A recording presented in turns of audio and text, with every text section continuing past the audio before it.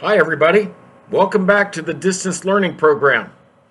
I'm very happy that you're watching these videos and I hope that you're enjoying them. What we're going to do today is go to page 108 in the Ventures3 book. It's page 108 of the Ventures3 book, and we're going to do the review for units 7 and 8. So we're on part 2 right now, and it's the grammar section. And it says, complete the story, use the correct words. So if you look at the green box, what you need to do is to fill in the blanks with one of the two choices that's below each blank. I'm going to read the green box and I'm going to fill in the correct answers for you so that you'll know what the correct answers are. It says, Hal has been applying for jobs as a computer technician since October. He has had several interviews, but he hasn't gotten a job yet. He's afraid of applying again until he gets some experience. His friend Terry gave him some good advice. He said Hal should think about volunteering at Hal's son's school. Hal wants to call the school because the school has been having problems with the computer system for a few months. Hal is interested in helping. It would be a win-win situation for both the school and Hal.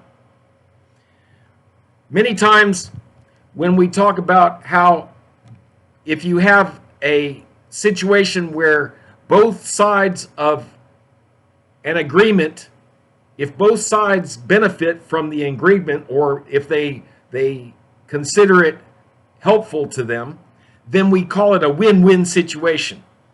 So when two people make an agreement and it's good for both parties, it's called a win-win situation. Now, let's look at part B. It says, look at the answers, write the questions. So for each of these, we have to look at the answer to be able to figure out what the question is. And you want to use the same verb tense in the answer that you see. You want to use the same verb tense in the question that you see in the answer.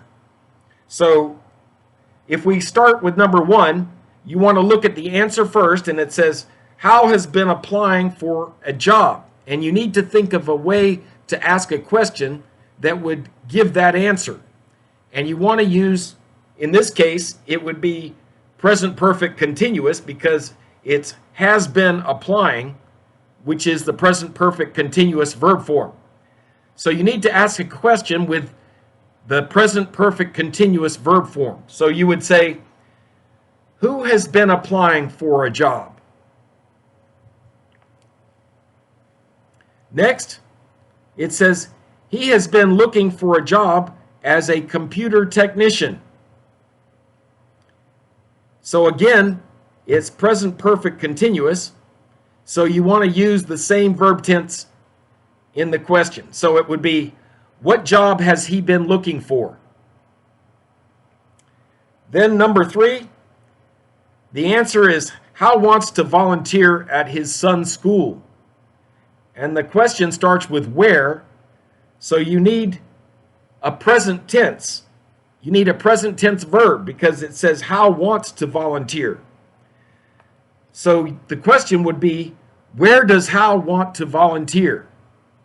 Where does Hal want to volunteer? Now let's turn to page 109.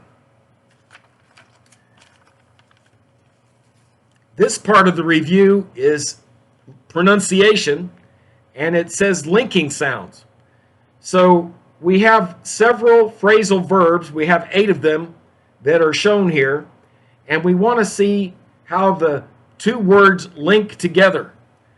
So when two words link together, what happens is that you use the final consonant of the first word to link to the next word.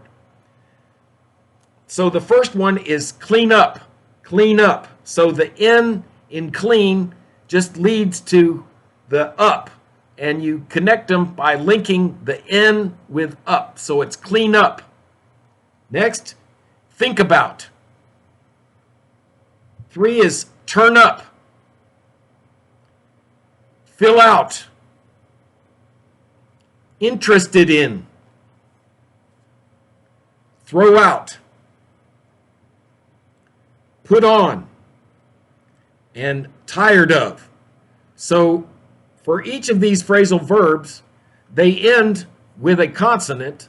The first word ends with a consonant. The next word begins with a vowel. So you can link the two words together by pronouncing the final consonant and then immediately saying the next word. Let's go to part B. It says, listen and repeat. Pay attention to the linking sounds in the phrasal verbs. What do you need to do? I have to clean up the kitchen. Can I help? Sure. Could you throw out the trash? I'd be happy to. So the phrasal verbs in that conversation were clean up and throw out, and you can hear how one word is linked to the next word. Part 2 says, don't you think it's cold in here? It's a little cold. Why don't you turn up the heat? That costs too much money. You can put on my jacket. So the linking verbs here are turn up and put on. Part C says, talk with a partner, practice the conversations. Pay attention to the linking sounds in the phrasal verbs. Do you need some help? I'm interested in applying for a job here. Okay, just fill out this application and return it to me. Thanks. Don't forget to put your name on it. Number 2, may I help you? I may be interested in buying a big screen TV. We have some great deals. Let me show you. Thanks, but I'd like to just look around some more. Number 3, do you want to go to a movie tonight?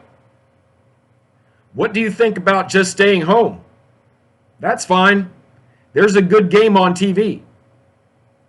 Okay, first help me clean up the kitchen, then we can watch the game. And finally, number 4, I want to register for English classes. Fill out this form, please. Can you help me? Sure. I just need to put away these papers. Thank you. And then in part D, it says write 4 questions. Use the words in exercise 3A. Ask your partner. Remember to connect the sounds. So if you look back in part 3A, you could write sentences with all of these different phrasal verbs. You can choose the phrasal verbs you want to use to write 4 sentences, and you can write these individually. If you have any questions, please don't hesitate to either email me at my email address or you can text me.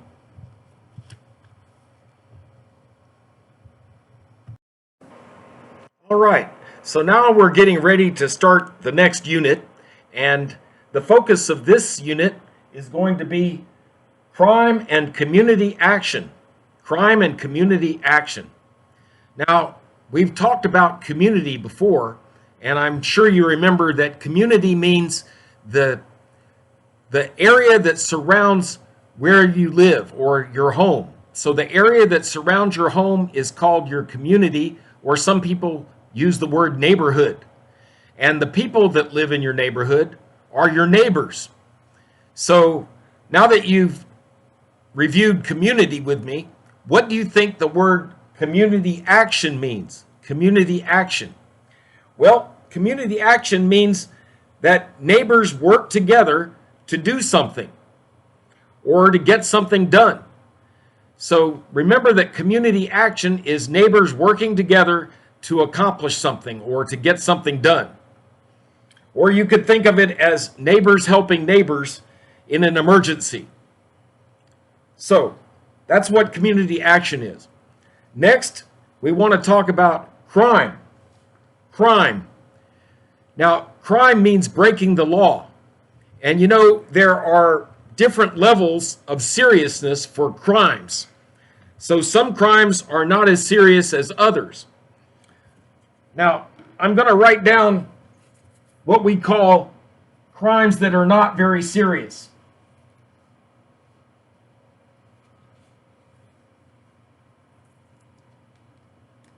Those are called petty crimes.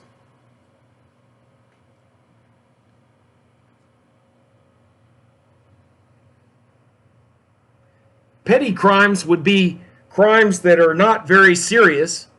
Like, for example, if you're caught speeding and you were going 5 miles above the speed limit, that's not a very serious crime. So we would call that a petty crime. But a more serious crime would be, it would be a felony. A felony.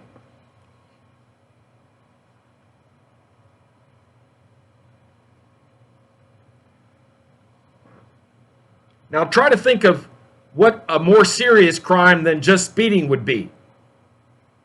Can you think of some examples?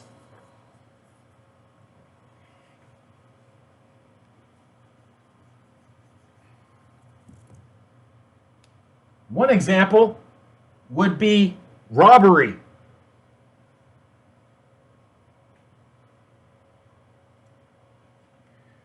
Now, robbery means when someone steals something or takes something that doesn't belong to them. And that's a more serious crime. So,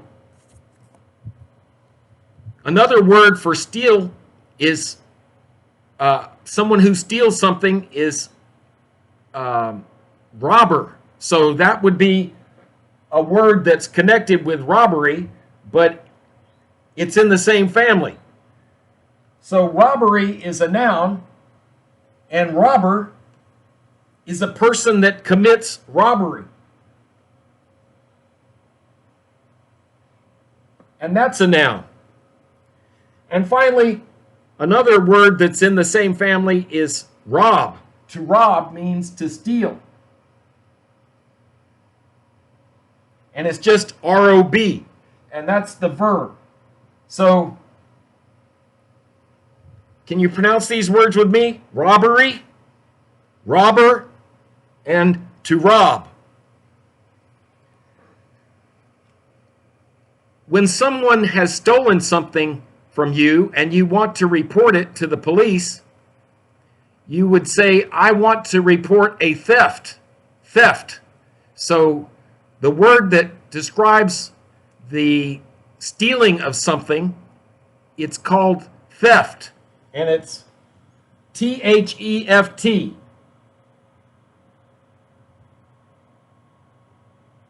So a robber commits theft. He steals things. And that's a more serious crime than just going 5 miles above the speed limit. So now I'd like to turn to page 110 in the Ventures3 book.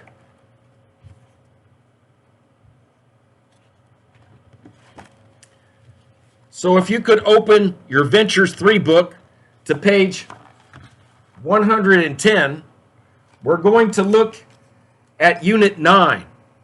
And it says daily living, and it says before you listen, what do you see, what is happening, and what's the story? So look at the pictures below, these 5 pictures, and try to see if you can determine what's happening, what is the story. First, you need to see each picture and try to figure out what's happening. So in the first picture, we see a woman named Monica, and she looks worried. You can tell because she has her hand on her forehead like the way she does here, and she's making a phone call.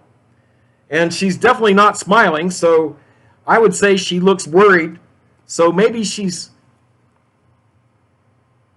calling someone to tell them that something bad has happened. You can see that because she's got her hand on her forehead and she's making a phone call. Picture number 2. Here's a picture of Samantha, and this is probably the person that she's calling because they both have phones. Picture number 3 shows a man standing outside the window, and he has black gloves, and he's looking into the house.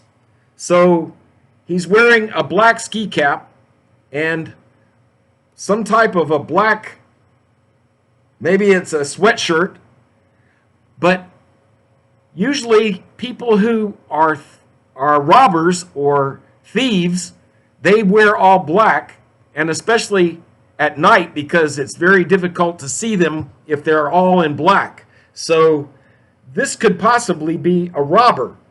And the reason I'm thinking this is because if you look at picture number 4, you can see that the house is a mess. We have drawers that are open, and in fact, they're not even in the dresser. This drawer is sitting on top of the dresser, and clothes are strewn about everywhere. Someone has taken the clothes out of the drawers and thrown them around the room.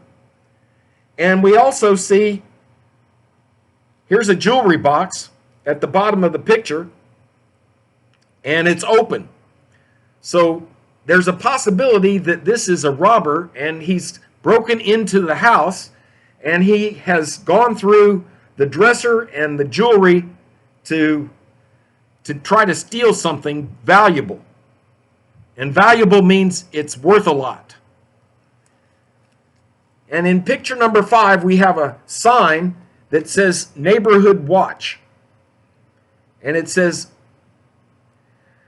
it has a circle with a line through it, which means we don't want to have a criminal. So here's a criminal, and the circle with the line through it means stop criminals or stop robbers. And it says program in force. So it's a neighborhood watch program in force. That means the neighbors are very careful about keeping watch on the neighborhood. They're looking for people that don't belong in the neighborhood or people that are about to commit a crime. And it says, we report all suspicious persons and activities to our law enforcement agency. So, if they see someone that looks like they're doing something suspicious, which means doing something illegal, then they report them to the law enforcement agency or the police. So it's possible that this criminal right here, who is a robber, he has stolen something from the house, because you can see he's probably broken into the house and found something valuable, and there's a neighborhood watch program that has been created to try to prevent that from happening in the future. So now what I'd like to do is I'd like to read the conversation at the back of the book. So if you'll turn to the back of the book, you can follow along with me as I read the story.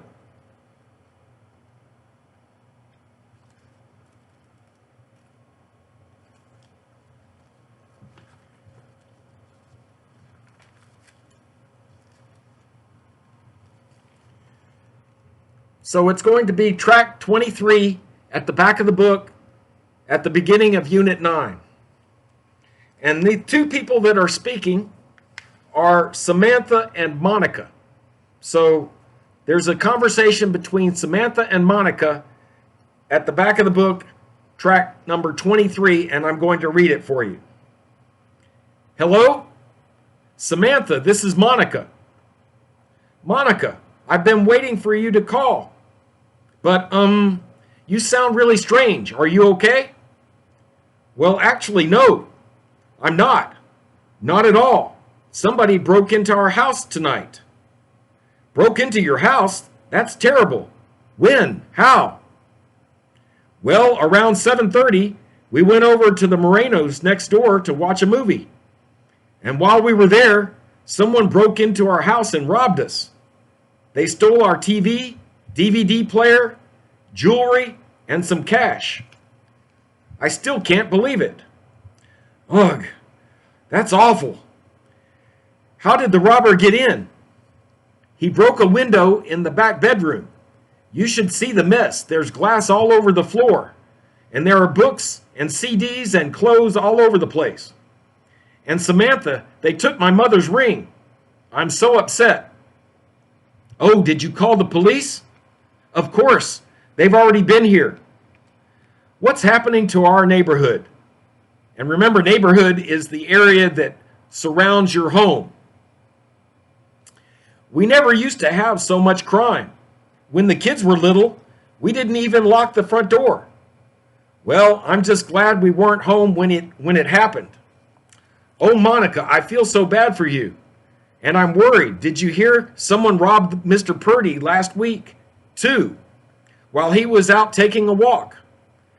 I think we should start a neighborhood watch program, don't you? Yeah, we've been talking about that for months. I agree. It's time we did. It's time we did it. It's time we finally did it. But right now, I have to clean up this mess. Do you want me to come over, Monica? I could help you clean up. You're the best, Samantha. Yeah, come as quickly as you can. Thanks. All right, so we are going to begin answering the questions in the next video, but that will conclude this video. So thanks for watching, and I'll see you next time. Have a great day.